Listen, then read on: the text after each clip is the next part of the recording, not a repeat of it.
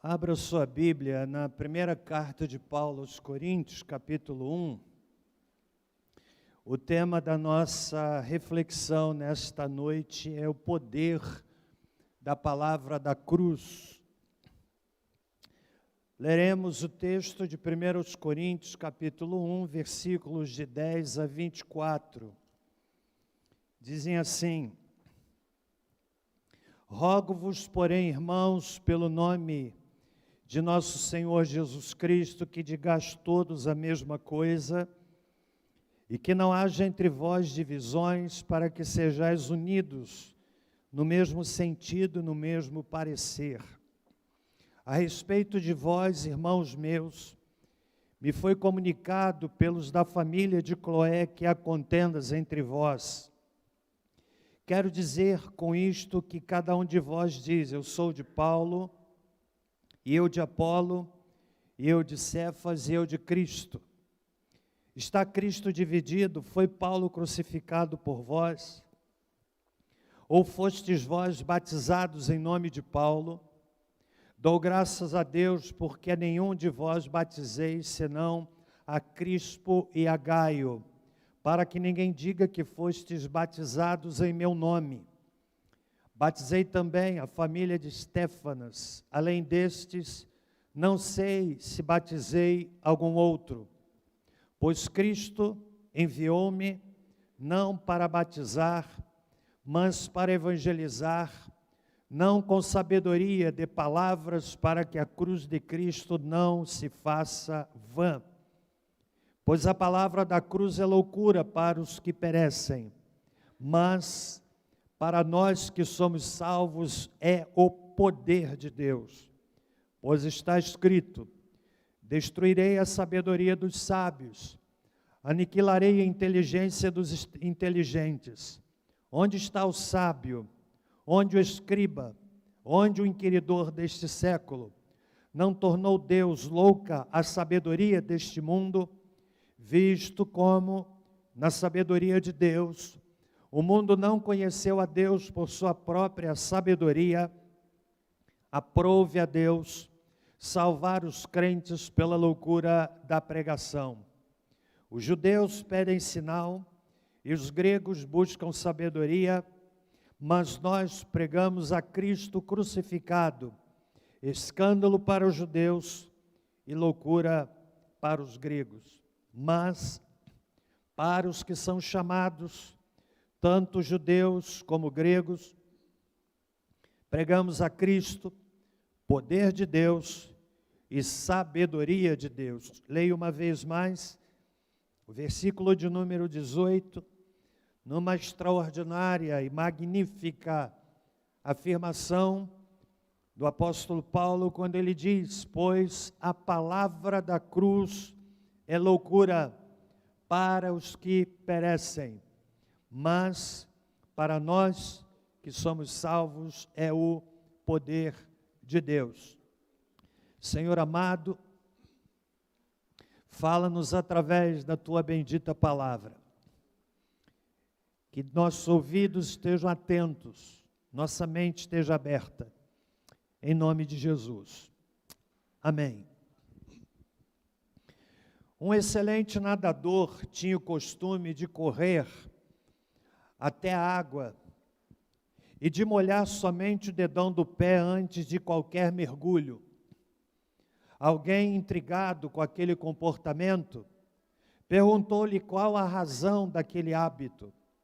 O nadador sorriu e respondeu: há alguns anos eu era um professor de natação.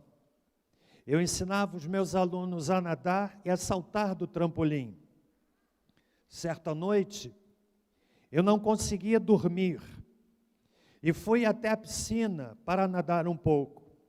Não acendi a luz, pois a lua brilhava através do teto de vidro do clube. Quando eu estava no trampolim, vi minha sombra na parede da frente. Com os braços abertos, a minha imagem formava uma magnífica cruz. Em vez de saltar, fiquei ali parado, contemplando minha imagem. Nesse momento, pensei na cruz de Jesus Cristo e em seu significado. Eu não era um cristão, mas quando criança, aprendi que Jesus tinha morrido na cruz para nos salvar pelo seu precioso sangue.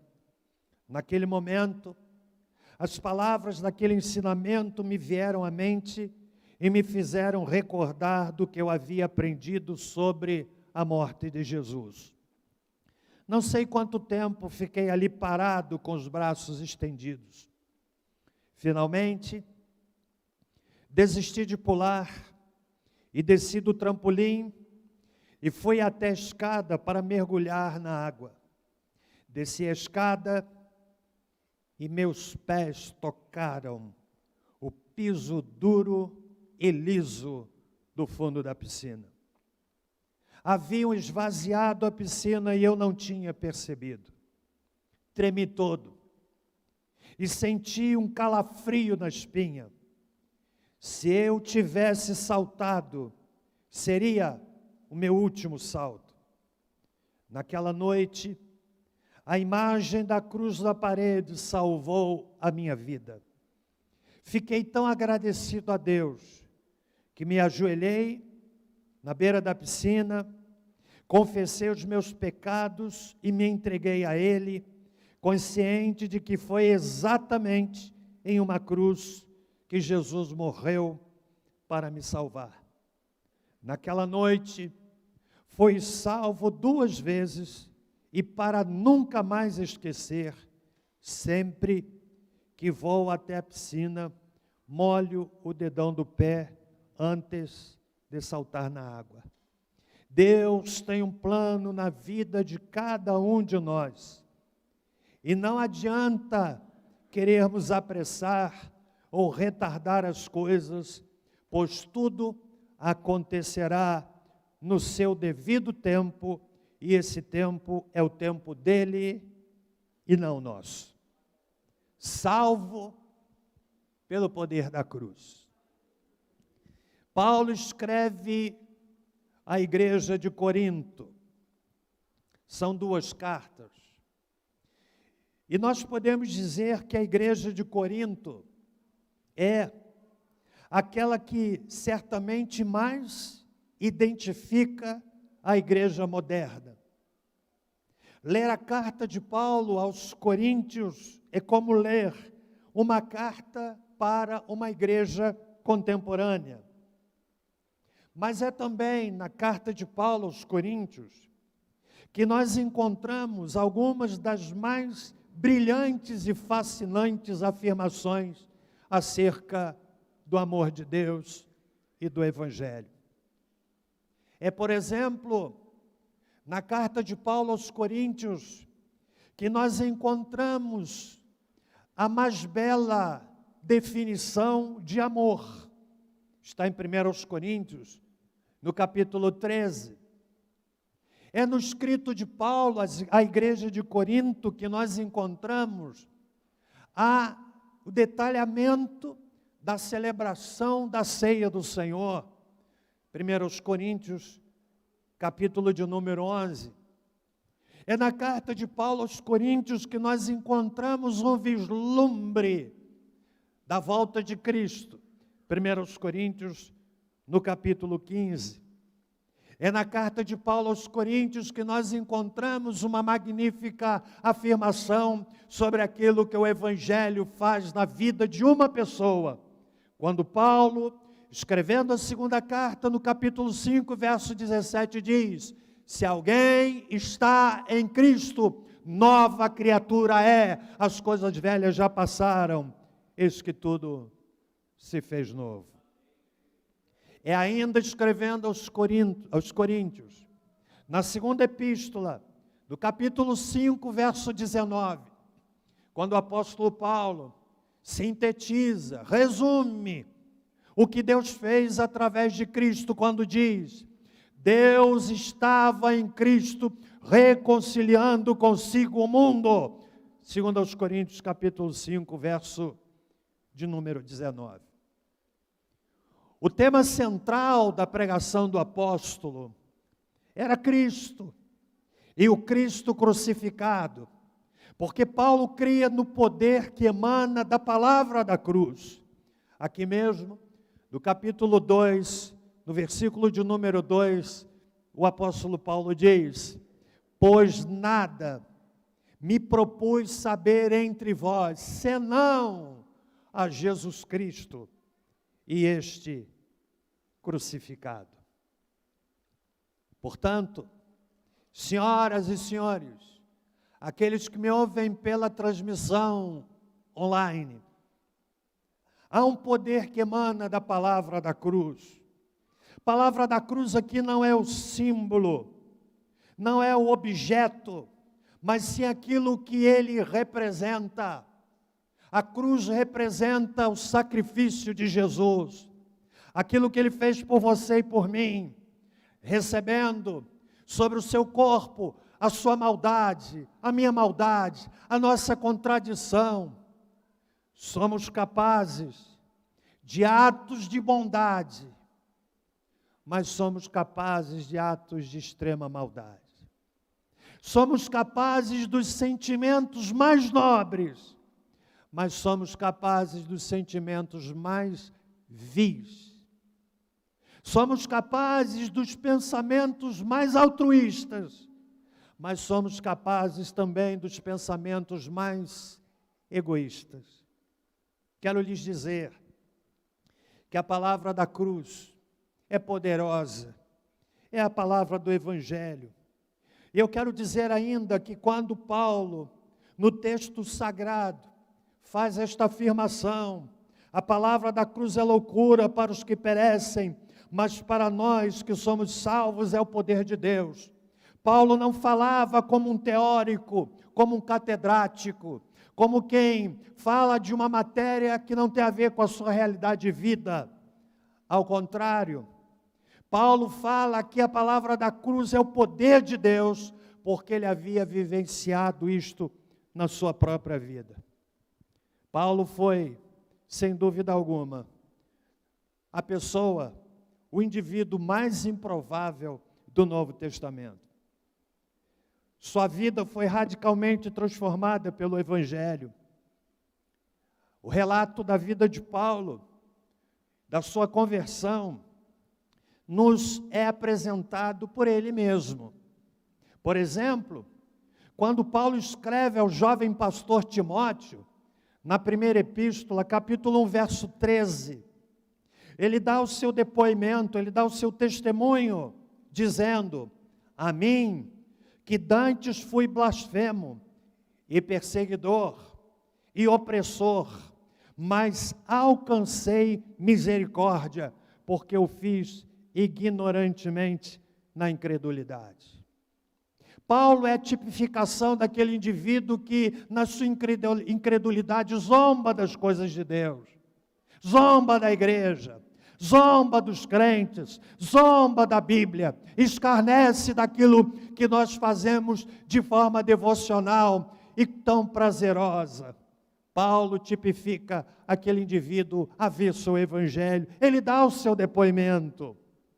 Ainda, no capítulo 22 do livro de Atos, quando Paulo dá um relato mais detalhado daquilo que ele era, eis o que diz o texto sagrado, Atos 22, e versículo de número 3, diz Paulo: eu sou judeu, nasci em Tarso da Cilícia, mas criei-me nesta cidade, aqui fui instruído aos pés de Gamaliel, segundo a tradição da lei de nossos antepassados, sendo zeloso para com Deus, assim como todos vós o sois no dia de hoje.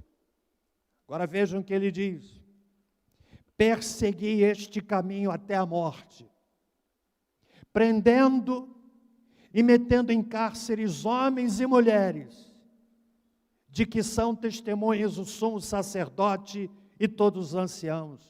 Destes, recebi cartas para os irmãos, e ia para Damasco, no propósito de trazer manietados para Jerusalém, os que também lá estivessem para serem punidos.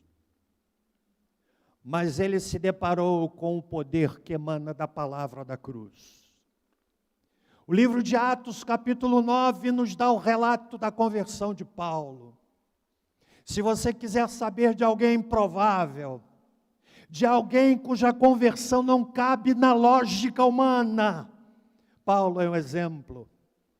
E a Bíblia diz que ele ouviu uma voz, literalmente caiu do cavalo, e aquele homem perseguidor, aquele homem perverso, que perseguia e maltratava os cristãos na sua ignorância, quando ele se levanta, ele já é uma nova criatura. E aquele homem, outrora perseguidor, tornou-se o maior missionário que a história já testemunhou, porque foi alcançado pelo poder da palavra da cruz. O texto sagrado diz: a palavra da cruz é loucura, mas para nós que somos salvos, é o poder de Deus. No texto original, na língua grega, a palavra traduzida por poder, ela tem uma semelhança muito grande com uma palavra da nossa língua, que aliás deriva daquela. Sabe qual é a palavra? Dunamis. De onde deriva a expressão dinamite, poder intrínseco, poder inerente, poder inexplicável. A palavra da cruz é a dinamite que explode no coração do homem e faz dele uma nova criatura. Senhoras e senhores, há algo misterioso na pregação desta palavra. Há algo que flui do trono de Deus quando a palavra dele é anunciada. E Paulo diz: esta palavra é loucura para os que perecem. Você sabe por quê? Porque a morte de cruz, ao tempo do Novo Testamento, era seguramente a forma mais hedionda de uma pessoa ser morta.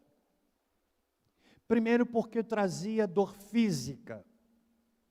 O indivíduo era levado à cruz, preso com pregos que lhe vazavam a carne. No caso do nosso bendito Salvador, mãos e pés cravados no madeiro, o som terrível do martelo ferindo aquele prego que rasgava a mão do bendito Salvador Jesus. O peso do corpo repousando sobre aqueles cravos. O indivíduo sentia cãibras, uma dor terrível, sentia sede, a dor física. Mas além da dor física, havia dor psicológica. As pessoas passavam, olhavam para o moribundo na cruz e dele escarneciam, zombavam. No caso de Jesus, cuspiam no chão, olhando para ele, numa atitude que expressava desprezo na sua forma mais impressionante. O terror psicológico de ter todos olhando para aquele homem crucificado, com olhares de ódio, de repulsa, de violência, a dor psicológica. Além disso, também o trauma e o peso espiritual, porque ser levado à cruz representava a expressão de alguém para quem Deus não estava olhando. Jesus enfrentou a cruz. Eu quero lhe dizer, amigo, que Jesus enfrentou a cruz por você e por mim. Eu quero lhe encorajar a sempre que você pensar na cruz, que você tenha em mente que Jesus enfrentou o madeiro por você e por mim. por causa dos nossos pecados. Mas depois que o sangue dele manchou aquela cruz se tornou poderosa, e a mensagem que dela emana é poderosa para a vida de uma pessoa. Por isso, o apóstolo que havia vivenciado isto na sua própria experiência, pode dizer, não como um teórico, não como um catedrático, mas de forma muito clara, ilustrada na sua própria experiência. Ele dizia aquilo que ele havia experimentado, ele proclamava uma verdade que foi verdade para a sua vida, o que dá ao texto uma autoridade ímpar. A palavra da cruz é loucura para os que perecem, mas para nós que somos salvos, é o poder de Deus. E eu quero nessa noite, nesses próximos minutos, dizer para você porque a palavra da cruz ou o evangelho é o poder de Deus. Primeiro, é o poder de Deus para a salvação. Por que é que Jesus entrou na história?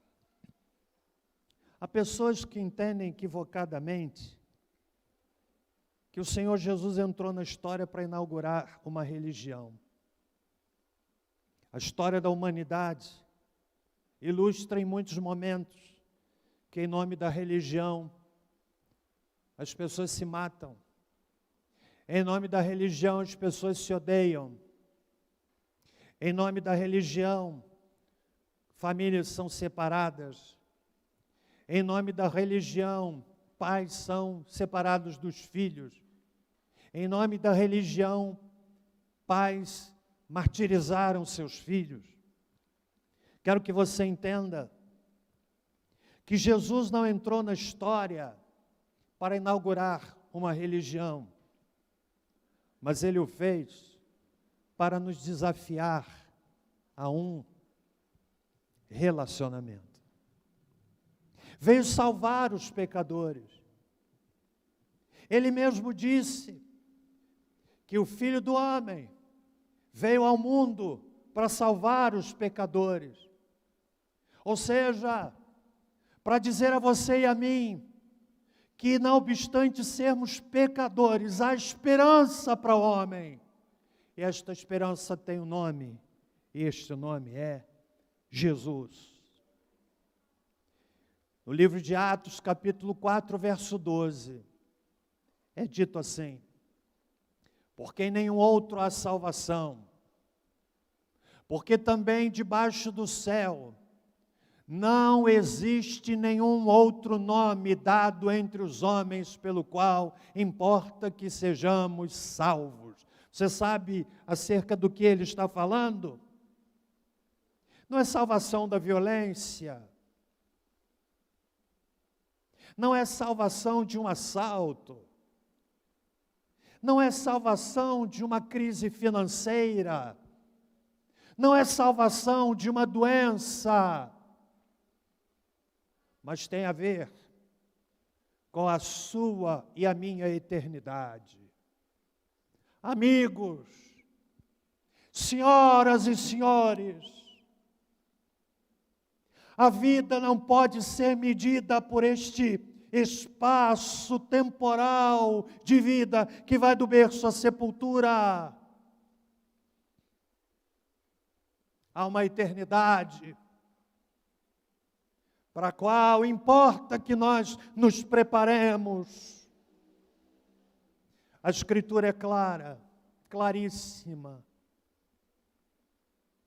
Deus amou o mundo de tal maneira, deu seu Filho unigênito, para que todo aquele que nele crê não pereça, mas tenha a vida eterna. Por favor, olhe para mim. Você que está em casa me ouvindo agora, eu lhes digo, com a autoridade que emana do livro sagrado, que há uma eternidade para a qual nós precisamos nos preparar. Ela é inevitável. É inevitável. E é aqui, quando temos o fôlego de vida, podemos ouvir e podemos decidir onde haveremos de passar a eternidade. A palavra da cruz, portanto, é a palavra de salvação. Aquele que crê salvo, é salvo. É promessa dele. Queira Deus que nesta noite, você que me ouve, tenha o seu coração tocado por essa realidade. Ah, que loucura! Disse Jesus uma ocasião, que adianta o homem ganhar o mundo inteiro e perder a sua alma? É loucura! Certa feita, Jesus contou uma parábola de um rico insensato, que disse assim, ele possui muitas coisas e disse, minha alma tens em depósito muitos bens para muitos anos, folga, bebe, regala-te. Mas Deus lhe disse, louco, nesta noite te pedirão a tua alma, e que tens preparado para quem será? A vida humana é frágil. Fazemos planos, mas os nossos planos podem ser interrompidos um minuto depois. Não é verdade? Fazemos planos em relação à família, em relação aos filhos, em relação à carreira profissional, tantos planos.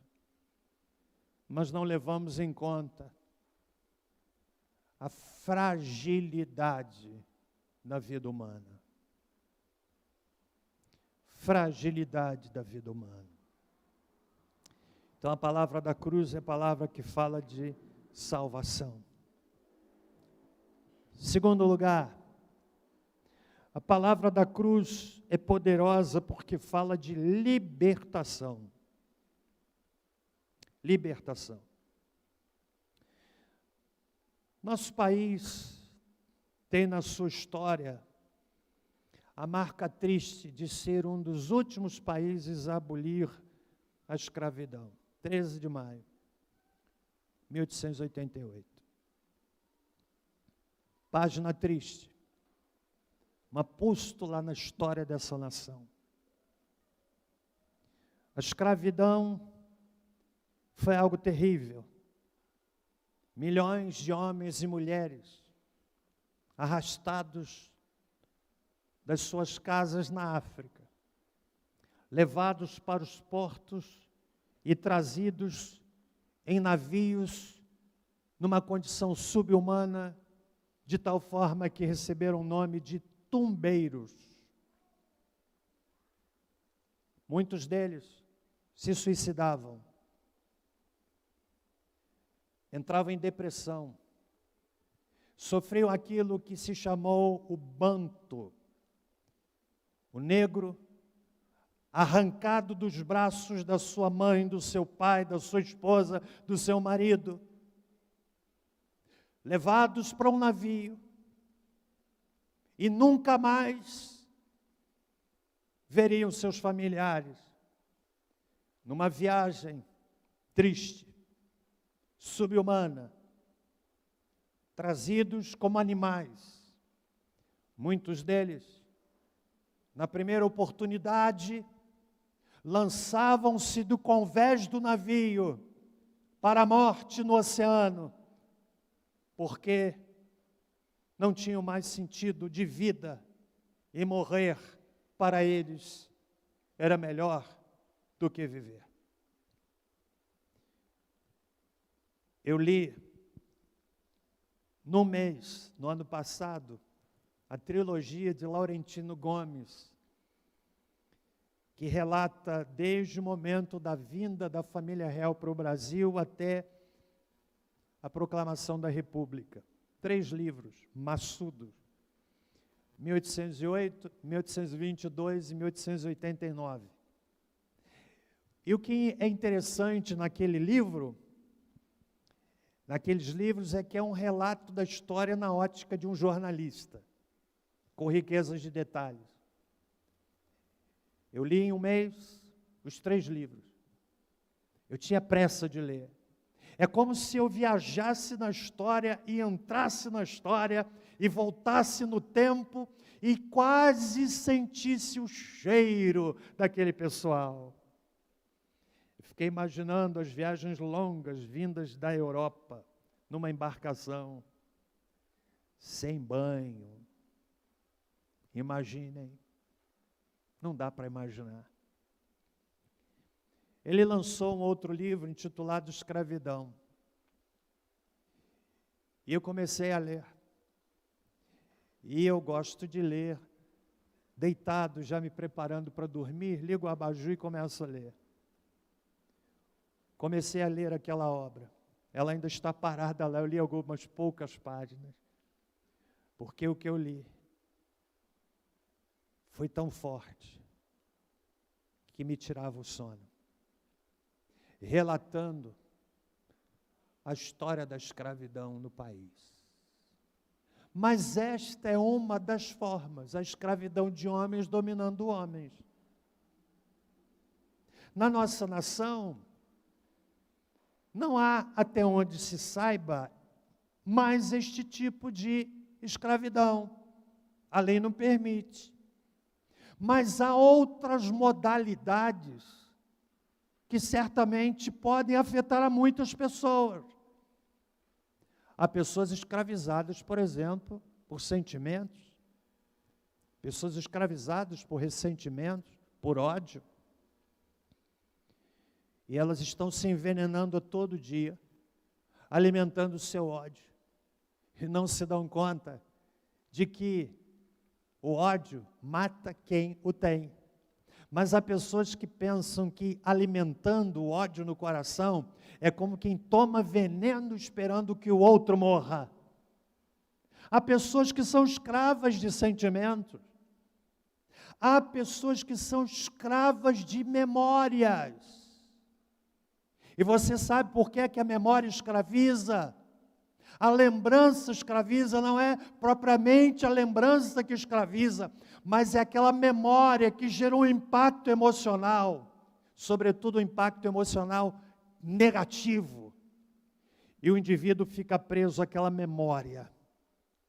5 anos, 10 anos, 20 anos, 30 anos, há pessoas escravas das suas memórias, das suas lembranças. Talvez eu esteja falando aqui nessa noite, ou você que me ouve em casa, que começa a identificar a sua escravidão, que começa a identificar que muito do seu comportamento hoje é resultado das memórias negativas e dos impactos negativos que você teve no passado e que precisa de libertação.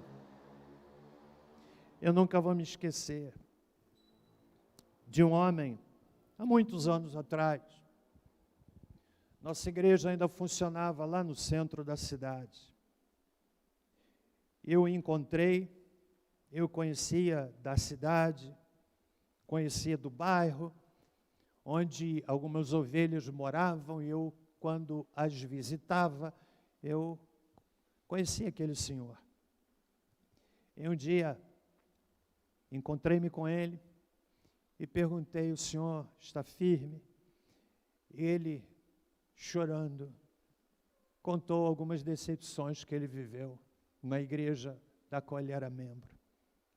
E ele foi contando, e ele foi contando, e ele foi contando com um sentimento carregado de um sentimento tão ruim, tão nocivo, tão envenenado, tão impregnado, tão machucado. E eu pensei, se isso aconteceu há 2 ou 3 dias antes, pensei eu. E quando eu perguntei assim, quando é que isso aconteceu? Ele me disse, 2 anos atrás. Ou seja, a memória dele pelo impacto negativo. Estava aprisionada a um fato ocorrido há 2 anos, que na mente dele parecia que tinha ocorrido no dia anterior. Amigo, o poder da palavra de Deus traz libertação. As cadeias invisíveis se rompem. E o indivíduo pode dizer: eu estou livre. Eu estou liberto. A palavra da cruz traz libertação. A palavra da cruz é poderosa, então, porque traz libertação, traz salvação. Talvez eu esteja falando aqui para alguém que identifica outras modalidades de escravidão, pessoas escravas de coisas.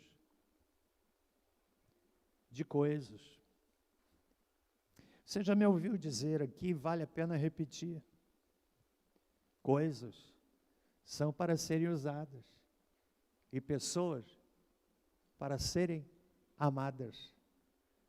Há pessoas que são escravas de coisas, não usam porque dizem assim: não, tem que deixar guardado. Amigo, eu vou te dizer uma coisa: aquela blusa bonita que você ganhou e você não usa porque ganhou, saiba de uma coisa, vai parar num bazar.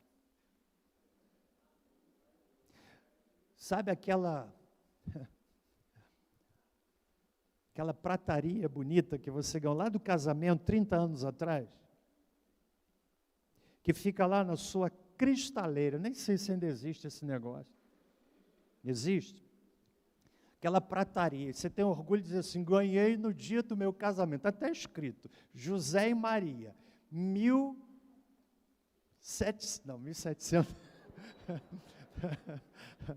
1930. Está lá. Vou lhe dizer uma coisa: vai parar num bazar. E manda para o bazar da igreja. Use. Verdade, no almoço de domingo, põe lá para a sua família usar. Eu acho que eu não estou, o que eu estou falando aqui não está tocando alguém nesse auditório. Põe para a sua família usar. Sabe aquela louça bonita que você tem lá, de porcelana, pintada, que veio de Portugal, da Espanha, comprada no Saara. Usa.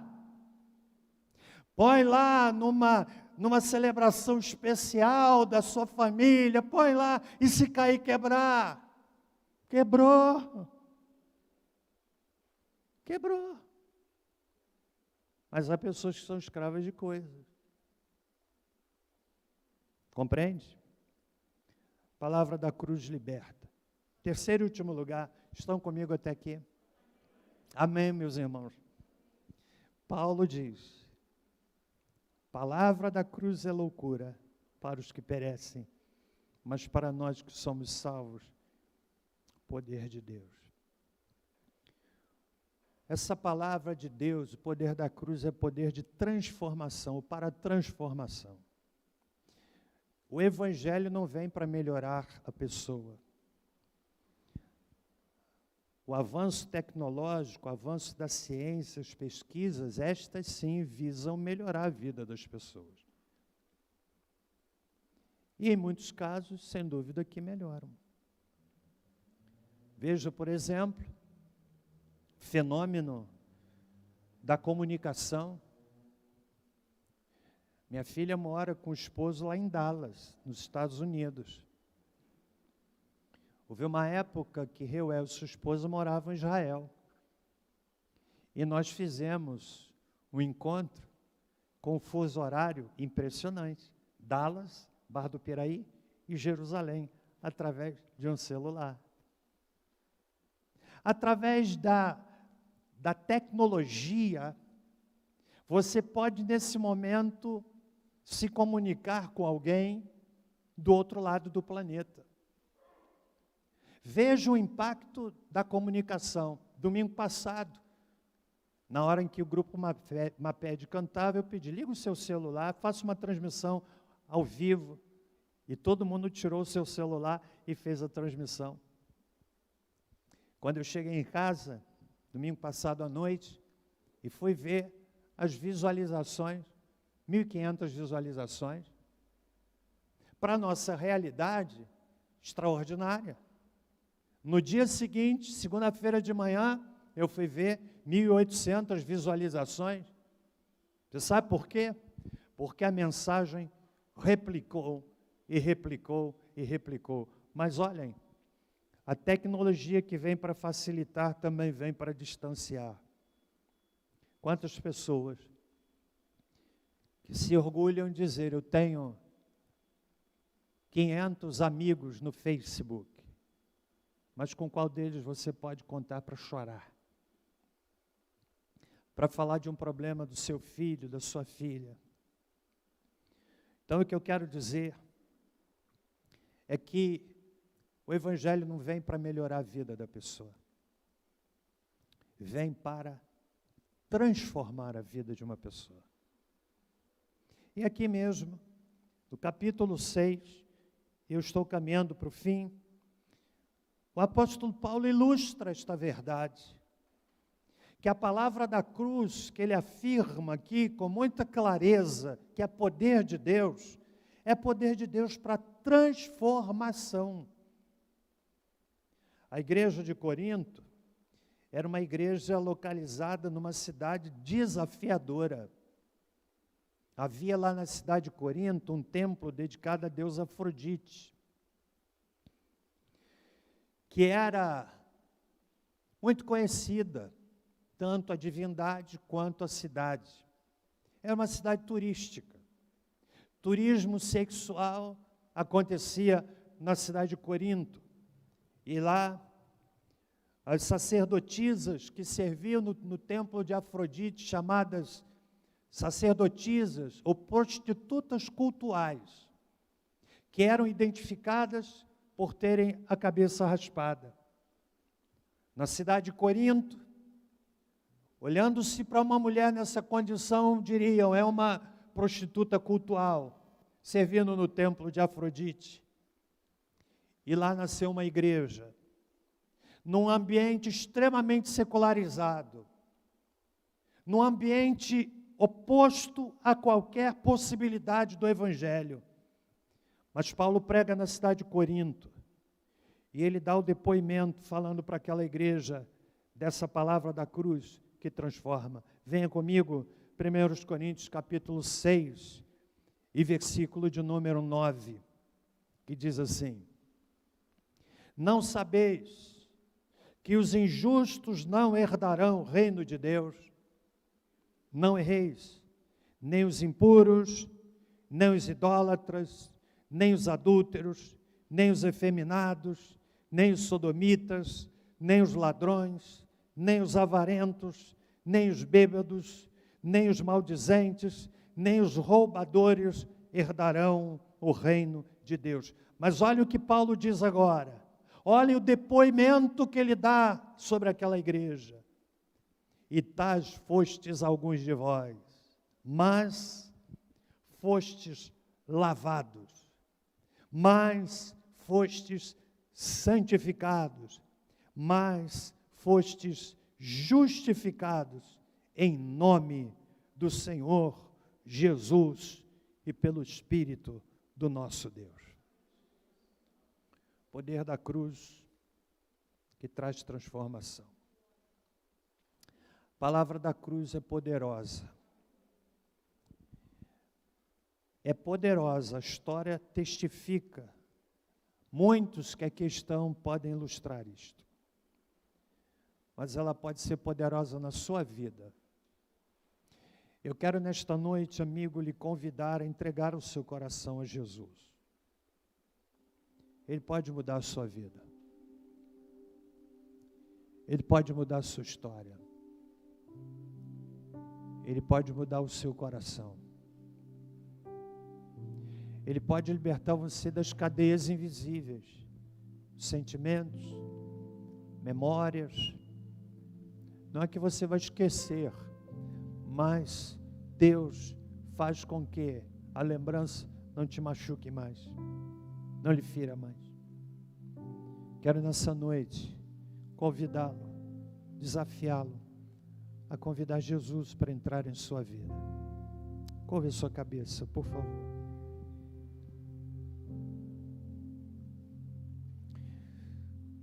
Se você deseja entregar a sua vida a Cristo, eu quero fazer uma oração. E eu quero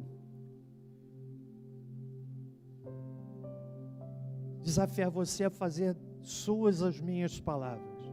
Quero orar para lhe ajudar. Uma oração simples de entrega da sua vida a Jesus. Diga comigo assim: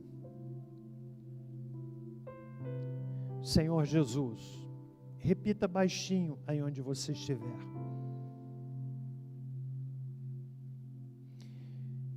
Reconheço que não mereço nada do Senhor. Eu creio que o Senhor morreu na cruz para me salvar. Diga ainda comigo: Senhor Jesus, eu quero experimentar o poder do Evangelho na minha vida. Senhor Jesus, eu entrego ao Senhor o meu coração. Diga ainda comigo assim: obrigado, Senhor Jesus, porque o Senhor me ama, o Senhor me perdoa de todos os meus pecados. E obrigado, porque o Senhor me aceita. Continue com a sua cabeça reclinada. Ó Deus, Tu sabes aqueles que oraram comigo com sinceridade, desejando entregar a sua vida a Cristo. Eu vou convidá-los a que se manifestem para que possamos orar por eles. E que não resistam à ação do Teu Espírito. Toda a igreja orando.